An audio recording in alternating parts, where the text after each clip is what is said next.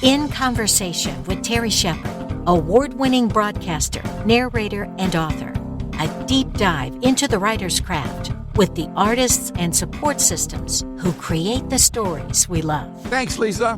Paranormal romance fans, get ready. We're talking with Hollie Smurthwaite about her hilarious new book, It's Raining Men. From the award-winning author of The Color of Trauma, Hollie is back with a steamy rom-com about witches, weather, and magically conjured men. I can't wait to hear about this one. Hollie Smurthwaite, thanks for joining us in the conversation. Thanks for having me. Give me the Reader's Digest on the book. So basically, It's Raining Men was inspired by the song It's Raining Men. So it's not exactly like the song, only it has witches in it. So the whole concept is that there's a woman who inadvertently stumbles upon a witch's spell where they're conjuring male sex slaves, and she accidentally gets one. And then the book is her trying to get out of the whole situation. And that's about it. Why did you pick this genre? Because I read it, right? I love anything magical. I love all of it. I love vampires. I love werewolves. I like witches. I like psychics. I like tentacle monsters. I like it all. So it's good to write what you know? And it mixes paranormal romance, humor, and magical chaos. How do you find a balance when you're creating a story? I think that's in revision. For me, it is. Like, my stuff came out way too serious, and I was like, oh, I gotta make this. This isn't funny. So I had to go back. The humor was the thing I had to go back and thread through the whole thing. And how do you write funny? I think for me, a lot of it is irony. It's like the unexpected, or I think a lot of sitcoms do this. You go in and you're just like, this is going to be great. And the audience is, no, it's not. And then you get to watch things fall apart for the characters. And you do that in writing too. So I think a lot of that it has to do with that. Like the expectations being subverted for the character. I love Sahara. She's such a relatable, strong heroine. What inspired her character and how did you develop her journey? I think I like the resilience of her. That's what I really wanted to. I put her in the beginning of the book. She's at a very low point in her life. And but I didn't want her to be too dark because I wanted the darkness to come from other places. And I get inspired there's a couple of movies that do it really well. I don't know if you've ever seen Wonder Boys. It's Michael Douglas. Like that thing, like horrible thing after horrible thing. But he just keeps plugging through, and it never gets too heavy. As an audience member, you think you should be like crying or going like, I can't do anymore, but you're not. For some reason, there's something about it, like I'm just going to keep going, that makes it easy to watch and funny. Wonder Boys is very funny, even though it's heavier. Are there any other tropes or romantic fantasies you wanted to play with or turn on their heads? Mostly I stuck with the characters. I love the idea. The great thing about having basically romance heroes literally falling from the sky is that I could do something extremely tropey and cliched and it's funny, right? I don't have to worry about, I can make the pirate very piratey. And you're not just, no one's really like that because they've been conjured, right? So they are like basically these stereotypes. In the beginning, there are these stereotypes of these characters. And then I like the idea of seeing them evolve because they are sentient beings. So they're people too, right? They're these characters, but they're also people too. Is Cortland really a sentient being if he was conjured from a spell? In this book, he is, yes. More interesting to me that way, I think. That turns into part of the themes and stuff I wanted to play with. Because I think you could write this book where there is nothing icky about it.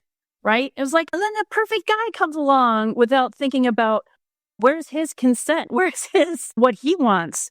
Because there's no consideration from the witch side at all. And I like the idea of playing with that, of taking this wacky thing seriously. It was an interesting dichotomy that I really liked. The book is It's Raining Men, and our guest is its author, Hollie Smurthwaite. The whole trope of enemies to lovers is a popular one. Was it fun mining that story? Yes. I wrote one story that wasn't enemies to lovers, and I found it so hard to write because enemies to lover has inherent conflict, right? It's you don't have to conjure anything. They just have these two people that are not getting along. And it's nice to watch it flip, to watch them get grudging respect and have it. It's got a long way to travel, which is nice. And the story is a lighter tone than some of your other suspense novels. What made you go in that direction? It was the concept, right? I don't know that you could do It's Raining Men. But the hilarious thing, I don't think that would work. And so I was just like, how I came up with it, I was like in the car and it came on and I was like, this would make a great story. And then the more you listen to it, you're like, oh, it would make a great story. I said, but not Mother Nature. I want to make it witches. And then I thought, this is the most marketable book I will ever write. Because you can say, anyone who's heard the song, you're just like, It's Raining Men, but with witches. Question that all of us who have ever opened the bedroom door in our books have to answer is how to approach the steamy scenes. I think you got to be in the mood. You got to be in the mood to write that, I think. And then I always like to think of it, I try to take a unique perspective every time I write a sex scene so that it's not just the same thing over and over again. And this story has a very built-in variable, and they're trying not to have sex, like through most of the book. It was like, she's this, you can't consent. It's not cool. And he said, what if I want to? And she was like, nah. So I was just like, if you can't actually have sex, how might you bend the rules? I thought, like, in terms of what would a teenage boy do? You can't have sex. I'd be like, what if we did this? What if we just kissed? What if that's all we did? So I took that perspective. It makes it fun and it makes it a little bit different as it goes along. Sometimes our characters take on a life of their own. Did that happen for you with these two people? In some ways, yes. I'm not a plotter. So almost all my books, they go in different directions and stuff. But I think most of the surprises came from the supporting cast. Because I was just like, this will be fun, but I didn't have any ideas of what I would do. So one of my favorite things in the book to do was I call them vignettes. And they're just little scenes with her and these like tropey guys in her apartment doing weird things. That I was like, oh, this doesn't advance the story. I asked my developmental editor, I'm like, I was going to keep them anyway, but I was like, I can keep these, right? And she was like, yeah, keep them for sure. So those were really fun to do. Hollie Smurthwaite is our guest. The book is It's Raining Men. Her website is HolliesMurthwaite.com. Your book, The Color of Trauma, won the soon-to-be famous Illinois Author Project. How did that recognition impact your writing journey? It actually impacted it significantly because it was the first. I'd have a critique group, right? So other people had read the book, but strangers hadn't read it. And this is also judged by librarians. Having a librarian say, yeah, we liked your book the most was pretty impactful for me. And it really gave me confidence that I don't think I would have gotten any other way. So it was pretty significant. It was the perfect time to get that sort of validation, right? Because it's so hard to lose faith in yourself. What did it feel like when you got the notification that you won? Well, this was where they tricked me, right? So they were like, oh, there's 3 finalists and we're going to interview you all. So come down here. And I was like, okay. So I was all nervous and they were like, we're going to announce it next week. And I was like, okay. And they're interviewing me and then they were just like, hey, guess what? You won. And I was like, what? And I got all teary eyed and stuff. And I was like, oh my God. Thank you. And then I hugged the interviewer. I was like, can I hug you? Guys, hug me. I have to hug somebody right now. And they were all, it was really nice. It was in a little library film room or something. And everyone there was so nice and so supportive. And they read a couple of the nice things judges had said. So it was really pretty amazing. Yeah, I was pretty jazzed when I got out of there. On your website, it said you've had an eclectic career path: magazine writer, office manager, pepper spray salesperson, and belly dancer. Yep. Yeah, I got paid for all that stuff. Tells me that you weren't quite sure what you wanted to be when you grew up. Right. I just figured out what I didn't want to be. Isn't that what life is? It's bracketing the target, and if you're lucky, you'll finally get to that place. Yeah. I'm also a bit of a dilettante. So I went through like periods. I went through a long period where I was into swing dancing. I don't know if you remember that from like the 90s. It was like the most fun thing I think I've ever done. Just the idea of social dancing. So I would just get into stuff. And then I took a dance class. I took a belly dance class and I just took more and more. And then people were like, oh, let's do a show. And I was like, yeah, let's get a website. It's swing step. It's not Lindy. I really like the Lindy, but that's not really a step. I don't know. It's just fun. It's more fun, I think, for a follower than a reader, because you just have to go where you're told. And so you can actually dance better than you are if you have a partner that's really good. And there's probably a few things where that's true, but it's really true in dance. If you dance with someone really well, you're like, wow, I'm good. Not you. It doesn't matter. That's certainly true with writing. The reader feels pretty darn good when they're reading something written by somebody as good as you are that knows how to tell a story. That is true. That is true. The talent of the author makes a big difference in your reading experience, especially if someone's writing what you really read. Then you're just like, you're right. You're just coasting. You're like, yeah, what's going on now? How do you find an audience for a paranormal book? It's a double-edged sword. So the audience is huge. Romance is the biggest selling genre, and paranormal might be the biggest subgenre. I'm not sure about that, but there are a ton. So there's lots and lots of readers, but then there are a ton of books. So I use Amazon ads. I assume that helps. I'm a part of a couple of groups, although I'm not much for self-promotion. So I'm in groups, but I don't really go, I wrote a book too, but I'm in there. And so I don't know. If you figure out the secret, you can get in touch with me and let me know. But all I really know how to do is the Amazon ads. I do the extra stuff. Like I put A+ content on my Amazon book pages and things like that. I do podcasts when I can. I have a newsletter, which I have like in the beginning of the book. It's, hey, you could join my newsletter. At the back of the book, it's like, hey, want an extra scene? You could join my newsletter. I taught at a summit. I got a lot of extra readers on my newsletter from that. That was nice too. From appearing at a summit?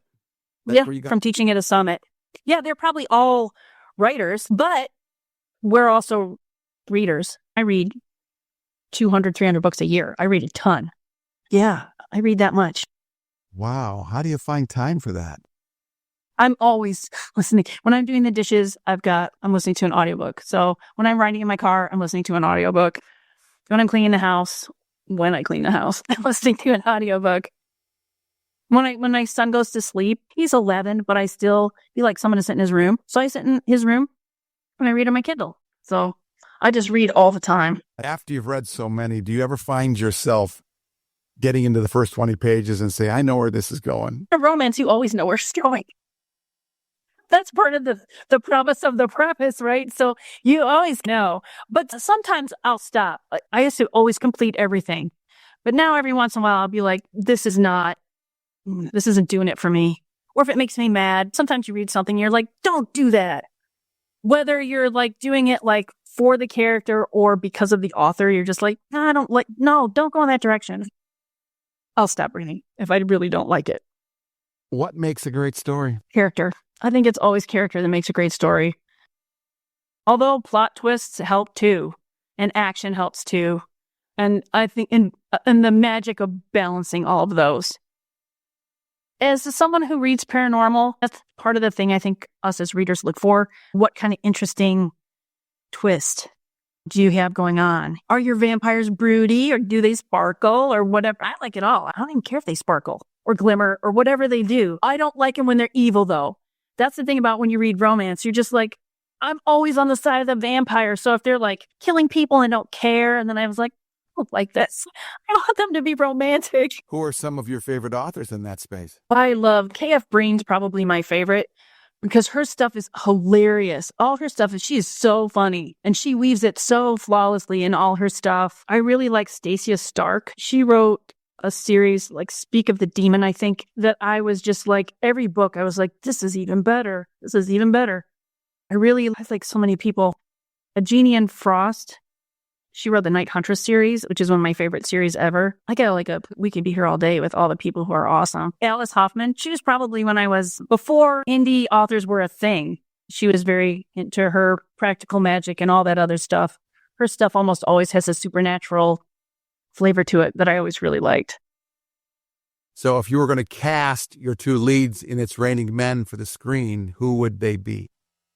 I was thinking about this. So this is cheating, but I would cast like a young Emma Stone because I think she's got a great dry wit about her. and a vulnerability, which I really like. Nick, it's like Galantine, something like that. He was in Red, White, and Royal Blue. He played the prince. I think he'd be great as Cortland. What do you hope people will take away from reading the book? You know what? It sounds small, but I just want people to enjoy themselves. I want people to have a good laugh. I want them to be able to get away from whatever doom scrolling or even just like strife at home. I just want people to have a laugh. I want them to like take a break from the stark reality of today and just have a good time. Why do you write? I can't imagine not writing. I think I have a story that I want to tell. Simplistic, but that's really all it is. There's a ton of stories I want to tell. There's a lot of ways that writers can define success. How do you define it? And are you there? I am not there. I don't know what it is, but I know I'm not there. But I just think, for me, well, in a way, I guess I am. I think the most amazing moment is when I was like reading through reviews and stuff, and I was like, I don't think I know that person. So it's just the whole idea of strangers reading my work is amazing. I think success for me would be a further reach than I have right now. I think that would really be successful to me. I think I'm more motivated by wanting to reach people. I'd rather be read than be like, get accolades or even money to some extent. If you say, oh, you could be, well, I guess you can't really be a best-selling author without having a bunch of people read it. So maybe that would be great. That would be the best to have everything right, to have your New York Times or whatever, and people going, I read your book. I would love that. Wouldn't that be amazing? Just to be on the street and people go, hey, aren't you Hollie Smurthwaite? Didn't you write It's Raining Men? And I'd be like, oh my God, I did. And then we would be friends forever. So what's next? Glad you asked. I'm going to write, so this It's Raining Men, I was like, I love the concept of this. So the next one is going to be Love Potion 99, which is based on Love Potion number 9. And I call this series Greatest Hits of Greater Wick. Greater Wick is a town I invented. So I think all the books in the series are going to be based off of songs. So I'm excited about that. Her latest is It's Raining Men. Her website is holliesmurthwaite.com. That's spelled HOLLIESMURTHUAITE. Hollie, you've been a fantastic guest. Good luck with the book, and thanks for the conversation. Oh, thank you for the conversation. I had a good time. In Conversation with Terry Shepard is a copyrighted presentation. All rights reserved. I'm Lisa Davis. Join Terry Shepard next time in Conversation.